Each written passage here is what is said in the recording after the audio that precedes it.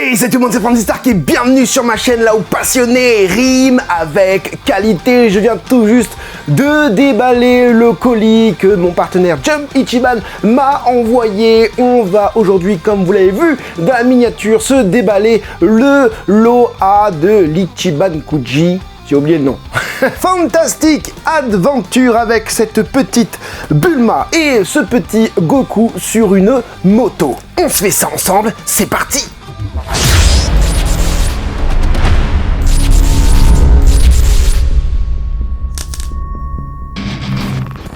Elle mesure environ 12 cm, elle est sortie le 19 octobre 2024. La boîte, elle est toute petite. Bandai continue avec une gamme pas très connue, qui n'est pas connue du tout d'ailleurs. Là, je sais même pas s'il y a un nom de gamme sur cette figurine. En tout cas, Ichiban Kuji est un peu atypique car vous auriez pu avoir Bulma face à son miroir, référence à un ending de Dragon Ball. Là, la Swan avec le Goku parapluie, mais c'est vraiment pas très beau. En tout cas, ce qui se rapproche le plus d'une figurine, et ben c'est ça, et je suis très pressé de vous l'ouvrir. Enfin bref, la boîte, elle est comme as. Elle me vient tout droit du Japon, reçue par mon partenaire Jump Ichiban. C'est une boutique française qui est située là-bas. Vous pouvez importer vos figurines Dragon Ball sans pour autant vous soucier de quoi que ce soit puisque vous vous déplacez pas. Ça arrive directement chez vous. Là, ça a mis 4 jours. On est jeudi, il a déposé ça lundi. Ça s'affiche maintenant, mais sachez que dans le descriptif de cette vidéo, vous avez un code promo qui vous permet d'avoir 10% sur votre première commande et 5% à vie. Ça, c'est cool. Ah, c'est vraiment cool, je te dis, là je viens de sortir du travail, je rentre chez moi, mon colis il est là, je déballe, je fais le petit shorts que vous avez peut-être déjà vu, et maintenant je déballe ma petite figurine, ça fait vachement plaisir. N'oubliez pas que dans le descriptif de cette vidéo, vous pouvez directement aller au thème que vous voulez, c'est-à-dire aller voir le scut, les teintes, la pose du personnage, mais aussi les proportions, car on va la comparer avec d'autres figurines, notamment la petite Lunch que j'ai déballé précédemment. Dans la boîte, on a donc un plastique rigide et voici comment est la figurine. Ça me fait vachement penser du coup à cette fameuse Lunch. On va enlever l'énorme scotch qu'ils ont mis tout le long. N'hésitez pas à aller voir mes anciennes vidéos critiques concernant les produits promotionnels, les produits définitifs, etc. Pour comparer, pour voir la différence que c'est entre voir une figurine en photo et voir aussi une figurine en vrai, c'est pas la même chose. J'enlève directement du plastique, elle est super lourde en vrai. Et elle a l'air super fragile aussi. Je vous invite aussi à aller voir la chaîne de Matches Pitches qui va vous déballer la Swan ainsi que celle-ci. Alors c'est une chaîne en anglais américaine, tout simplement. C'est mon homologue américain. Donc si vous y connaissez un petit peu en anglais et tout ça, je vous invite à aller voir cette chaîne car il va faire les mêmes déballages que moi et ça c'est cool. Vous l'avez déjà vu, allez, c'est à mon tour de regarder ça. Ah là là, c'est beau. Ouais, c'est du plastique. On dirait une vitre, mais c'est du plastique. C'est assez lourd. Je m'attendais pas à ce que ce soit aussi lourd que ça. Je pensais que ce serait vide. Il y a des endroits qui sont un peu vides, des endroits un peu moins.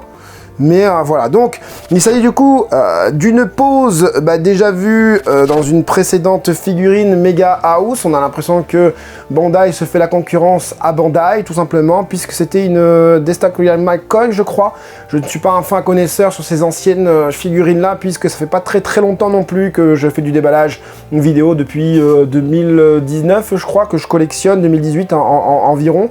Donc voilà, après, si vous voulez savoir sur quel cover ça a été machin nanana, je ne m'y connais pas, allez voir d'autres chaînes pour ça. En tout cas, de ce que je vois, c'est super mignon et il y a vraiment pas mal de choses qui me plaisent. On a du coup Bulma qui est sur sa moto, la première fois que Goku monte sur la moto de Bulma. On a une espèce de forme de vitesse avec cette espèce de triangle, de socle triangulaire, même si c'est coupé à ce niveau-là, qui donne voilà ce petit effet de vitesse et tout ça. Goku derrière qui galère à tenir Bulma avec sa tête de déconcerté. Bulma, elle est sûre d'elle et elle est est super émerveillée et sereine dans ce qu'elle entreprend comme aventure avec Goku. On va maintenant parler des détails de cette figurine, notamment le sculpte, hein. On va commencer par là tout simplement. Alors il y a plein de choses à voir.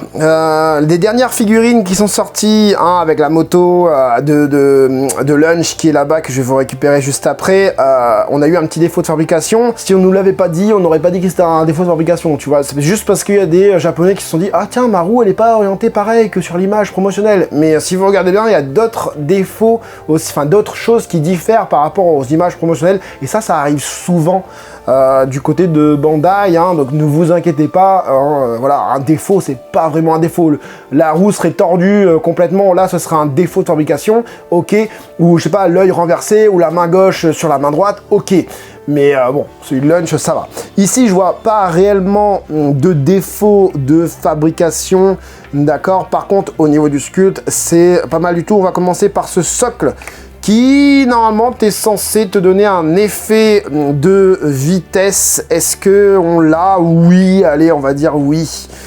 On aurait pu, ça aurait pu être mieux fait, mais ça va. On est plutôt immergé, ça va, d'accord.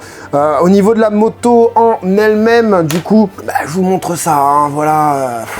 Qu'est-ce que je te dis, on est sur la même chose que la moto de Lunch, hein, un peu moins bien que les bikes de Gohan et de Goku, hein, j'imagine, avec bon, un effet plastique très mat quand même au niveau de la carrosserie, hein, qui donne vraiment ce côté, bah voilà, carrosserie d'antan, avec une grosse moto bien baraque, quoi, bien Golgoth la moto, hein, des petites aérations juste ici, je vais vous montrer ça, petites aérations là en relief, ça...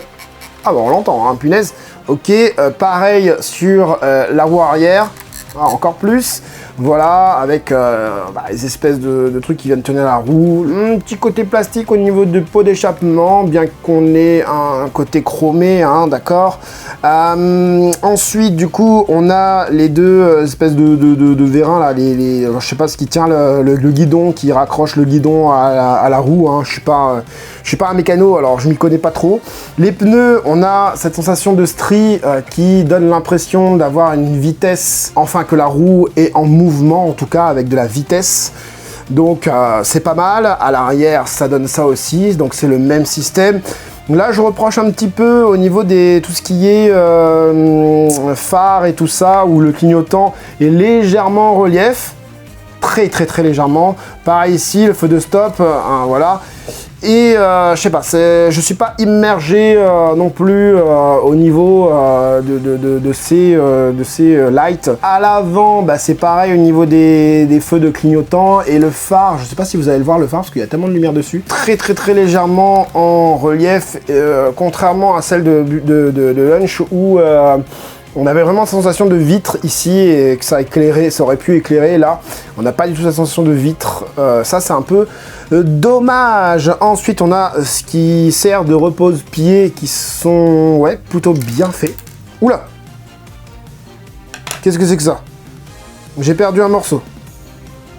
Il s'est cassé ou il s'est juste enlevé? Mais il sort d'où ce morceau? Qu'est-ce que c'est que ça? Ma figurine n'a pas l'air d'être cassée, et il y a un morceau qui est tombé de la figurine. C'est chelou. Je vais essayer de vérifier quand même. Bah je sais pas d'où ça vient ce truc là. Ah, c'est peut-être le cale-pied. On dirait, ouais, on dirait le cale-pied ou un truc comme ça. Ah ouais, il est en dessous là, je le vois. Il est juste en dessous de ce truc là.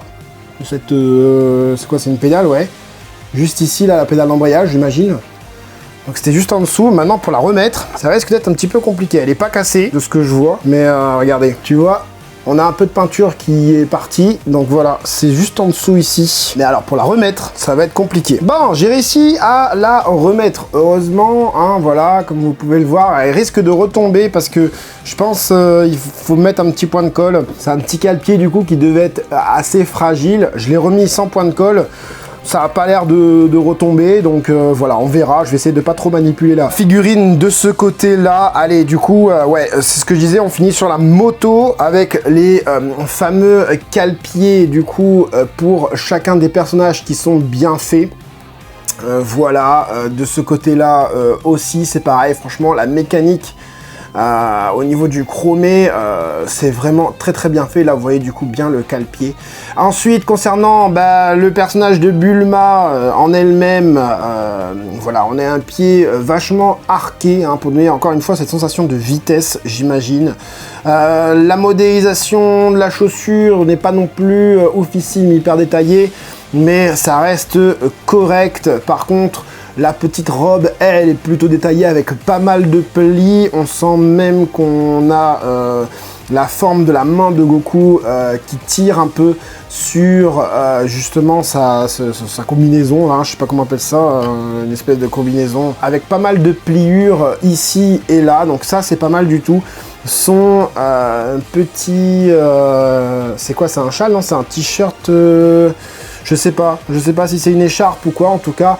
Voilà, bon, on n'a pas non plus... On a des petites pliures au niveau de cette écharpe, mais c'est pas non plus une dinguerie monumentale. Au niveau de ses cheveux, par contre, on a quelque chose de vraiment bien fait, c'est-à-dire que on a là des cheveux hyper, voilà, hyper détaillés, avec pas mal de ciselage dedans, hein, qui montrent bien les lignes de chacun des cheveux, hein, et des petites mèches qui se relèvent comme ça. Franchement, c'est super beau. Je vous ai pas parlé de la vitre. Si, je vous ai parlé de la vitre.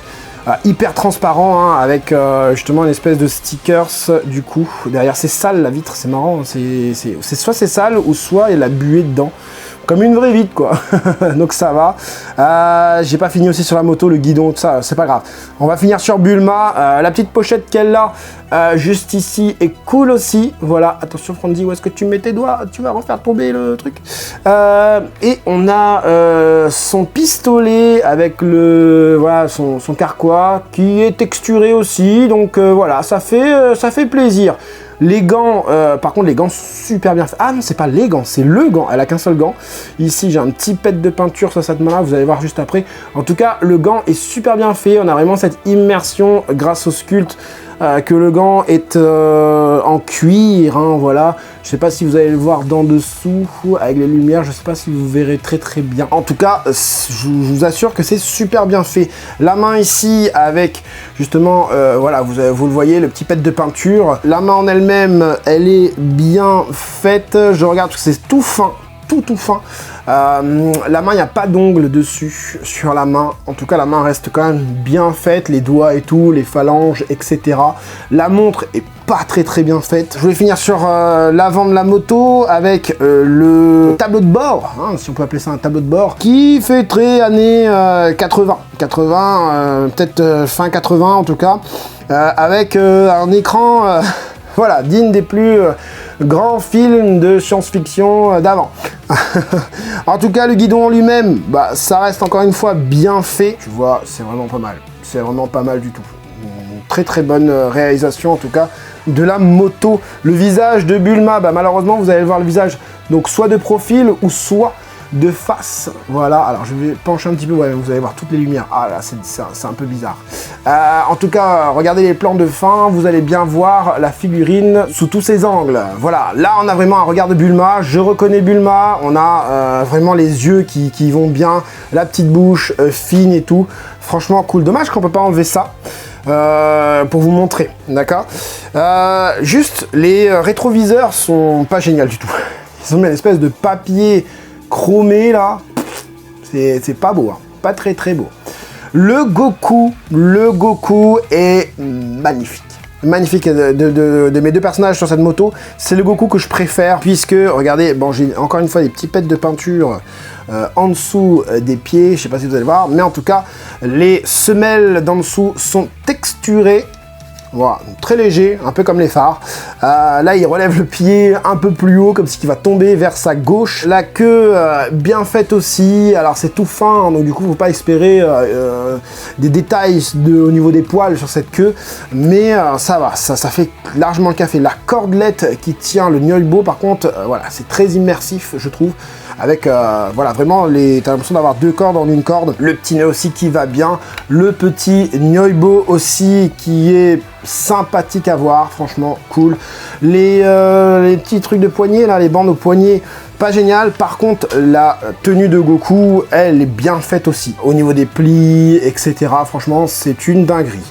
Après, l'arrière de sa tête, vous la voyez. Les cheveux et tout, c'est bien respecté, bien accurate et tout ça. Et surtout, le visage, il est très très beau. Hein. Très très beau. C'est une toute petite figurine. Et franchement, c'est magnifique. Je vais aussi vous la comparer avec la Last One que j'avais de Goku et de Bulma. Pour vous donner une idée aussi de la tête de Goku, des petits traits voilà, de détresse sur les bords des yeux. Franchement, c'est super beau. C'est super beau, je vais essayer de regarder ça de mes yeux. On a une petite jointure au niveau des mèches, des deux petites mèches de devant. Alors, je sais pas si j'arriverai à le montrer. Ouais, non, j'arriverai pas à le montrer. Même la petite couette de Bulma est bien faite aussi. Hein. Alors, faites attention parce que, à mon avis, ça va être super fragile. Le ruban aussi, il est bien fait de Bulma. Voilà, très très beau sculpte. Au niveau des couleurs, maintenant cette figurine, alors je vais chercher du dégradé. J'ai l'impression qu'il y en a sur la moto. Ah ouais, il y a du dégradé sur la moto, truc de dingue. Soit du dégradé ou soit un effet de salissure. Puisqu'on a du coup, voilà, le focus est revenu, on a le haut de la moto là, ici, là, voilà, et ici, qui est blanc, un petit blanc cassé, un petit blanc carrosserie, quoi, et le dessous est un peu plus grisâtre. Je pense que vous le voyez, c'est pas mes lumières qui font ça, c'est vraiment voulu. Hein, d'accord, donc c'est pas juste une carrosserie super blanche, on a vraiment un côté plus foncé à ce niveau-là, un côté beaucoup plus clair à ce niveau-là de la carrosserie, ça fait plaisir à voir. Au niveau de Bulma, sa botte, sa chaussure, elle est mate avec deux couleurs de bleu, un bleu normal et un bleu ciel. Juste au-dessus, c'est mauve, hein, du coup, uni, tout est uni. Alors, on a du dégradé sur la peau à ce niveau-là, voilà, c'est très discret, mais c'est là. On a un petit peu aussi là, et on a un peu plus en dessous de la gorge de Bulma, ça fait plaisir. Le siège sur lequel ils sont posés, qui est dans un ton rouge-marron, voilà, sans dégradé. Ici, le tableau de bord, on reste sur du chromé, du vert simple, des touches bleues, des touches rouges, etc. On a cet effet mat ici, avec, tu sais, cette espèce d'effet caoutchouteux. Le gant ici est légèrement brillant. Et ce qui est dommage sur cette figurine, c'est que son espèce de combinaison à Bulma, elle est brillante. Très légèrement, hein, quand tu la regardes avec de lumière naturelle, ça va, d'accord. J'ai plus l'impression que c'est plus de la colle qu'autre chose, en fait, comme tu peux le voir ici, juste au-dessus de la main de Goku. J'ai plus l'impression que c'est de la colle qu'autre chose, en fait. On a quand même des parties... Ah non, mais c'est gras, en fait. Ah, c'est bizarre, je viens d'enlever le vernis. C'est marrant. Regarde, là, t'as un effet vernis. Alors, je sais pas si ça va marcher. Si j'enlève... Non, ici, c'est vraiment de la colle. Non, ici, c'est vraiment de la colle. Ok. Bon, ça brille légèrement, d'accord. Mais je pense que si tu nettoies un petit peu avec un chiffon, je pense que tu devrais enlever un petit peu le gras qu'il y a dessus. J'ai l'impression que c'est gras plus qu'autre chose.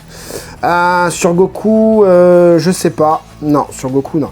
Pareil, la combi de Goku brille très légèrement. Mais très légèrement, là, franchement, je chipote. Hein. On va me dire en commentaire, ouais, Franzy, tu chipotes encore, machin. Oui, mais je suis là pour vous donner les détails de cette figurine, bien évidemment. Le noir des cheveux de Goku, j'adore. C'est le fameux noir-gris très mat, hein, au niveau des cheveux de Goku. Franchement, ça fait plaisir. Les cheveux de Bulma aussi sont dans un ton mat bleu d'eau ou vert d'eau. Je sais pas trop comment tu définis ça. Le ruban, lui, il est rouge simple. Pareil au niveau du cache-cou, il est violet simple. Voilà, au niveau des couleurs, il n'y a pas grand-chose d'autre à dire. Des espèces de stickers, là, c'est pas des stickers parce que je sens pas du tout de relief. Donc j'ai l'impression que ça a été imprimé carrément dessus. Sur l'espèce de stickers, donc voilà. Les phares, eux, ils sont mat de ouf. Ils auraient peut-être dû justement les mettre un peu brillants. Les roues sont mat, le socle, il est mat. Voilà pour les couleurs. Et on va passer tout de suite, elle mesure, enfin elle est annoncée, pardon, à 12 cm. Je reviens sur la caméra. 12 cm de hauteur et elle mesure dans les 15 cm. 15 cm. Je vérifie bien comme il faut. Ouais, c'est ça, plus 15 cm. Après, vous allez me demander forcément la longueur. On est sur 20 cm. Et la largeur, on est sur les 11 cm. Oui, ce genre de figurine-là, je préfère donner voilà, toutes les mesures parce que c'est pas vraiment la hauteur qui va poser problème. C'est plus la longueur et voir si elle passe sur, voilà, sur une petite étagère pas très large. Alors oui, donc 11 cm de largeur, donc ça passe largement. Et là, Franzi, qu'est-ce que ça donne par rapport à la moto? Bah, tu verras juste après. D'abord, je voulais vous montrer ça, du coup. Donc la taille, d'accord? La taille des deux figurines, je vais les mettre côte à côte, à peu près sur le même plan. Donc on est quand même sur une figurine légèrement plus petite que... ça c'était quoi encore? Snap Figure, je crois. Non, pas Snap Figure. C'était des Dragon History, un truc comme ça, enfin je sais plus. Déjà ça c'est pas très grand, mais ça c'est encore plus petit. Donc là tu as vraiment une idée de la taille de la figurine, c'est assez petit. Hein. Et voilà, hein, je vous remonte encore une fois les deux Goku côte à côte, voilà à peu près, hein, voilà, bon, celui ici il est quand même un peu plus accurate, après celui-là il est gaguesque, donc voilà, et les deux sont mat, les deux les mêmes couleurs, ah quoique non, le mauve ici un peu plus mauve, ici, enfin le violet ici, pardon, un peu plus violet, et ici c'est un peu plus bleuté. Et maintenant si je la compare du coup avec cette fameuse Lunch, c'est plutôt similaire par rapport à la Snap Collection du coup, hein. Donc on est à peu près dans la même échelle, en sachant que ouais, Bulma, là, elle est plus jeune, du coup, que Lunch, j'imagine. Donc ça se tient, on est plus sur la même échelle, là. Dommage, on peut enlever le Goku, je l'aurais mis là.